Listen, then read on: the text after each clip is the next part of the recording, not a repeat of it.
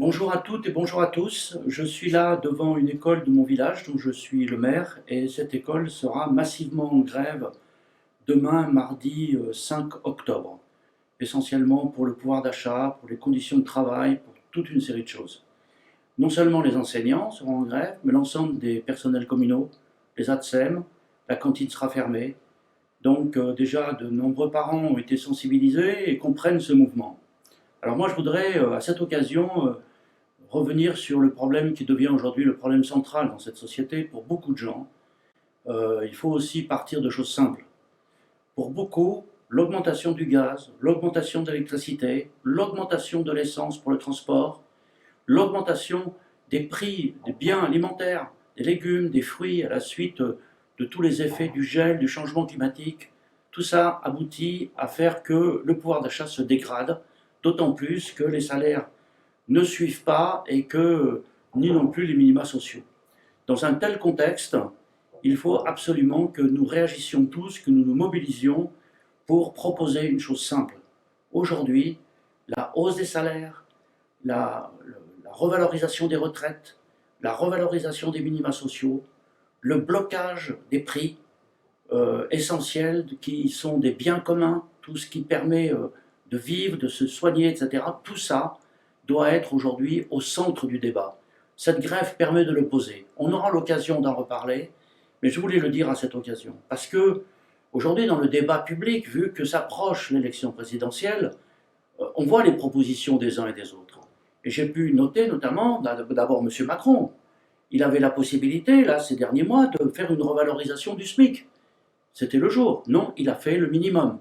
Et on ne revalorise pas le SMIC pour laisser les entreprises toujours aussi compétitives. Mais les entreprises toujours aussi compétitives ont vu leurs profits augmenter de 230% en 2 ans. Donc les dividendes sont de plus en plus, les hauts salaires cherchés aux grands dirigeants des grandes entreprises ne cessent d'augmenter. Pour eux, il n'y a pas eu de crise. Et dans ce contexte, on nous dit qu'il faudrait bloquer le SMIC. Non, c'est pas normal. Les autres personnes sur sa droite, par exemple, disent la même chose. J'ai noté avec incroyable, Mme Le Pen a déclaré clairement qu'elle était contre la hausse des salaires parce que ça gênait les entreprises. Monsieur Bertrand, lui, propose une petite prime de 100 euros parce qu'il ne veut surtout pas que les salaires augmentent parce qu'ensuite c'est la retraite qui en dépend.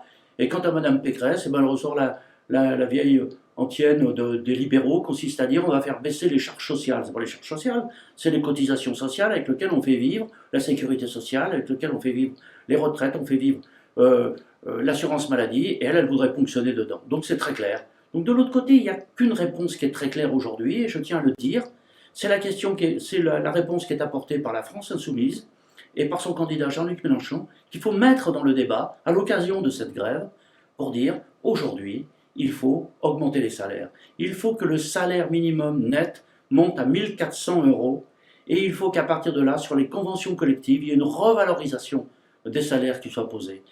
Qu'il n'y ait plus, j'ajoute un élément important, qu'il n'y ait plus aucun temps partiel inférieur à 28 heures.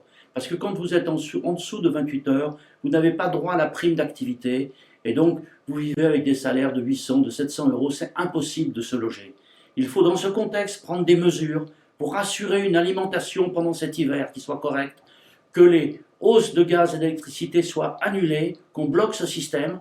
On a été capable de faire face à la crise du Covid, on doit être capable de faire face à la crise sociale. C'est l'enjeu de cet hiver qui vient. Cette grève est une grève d'avertissement qui ouvre finalement le dossier de la question sociale dans ce pays.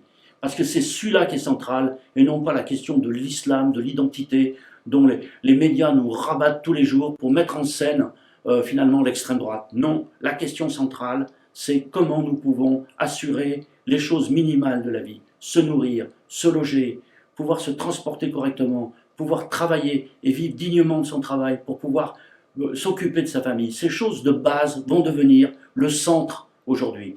N'hésitez pas à poser ces questions et à les mettre dans le débat public par tous les moyens que vous pouvez.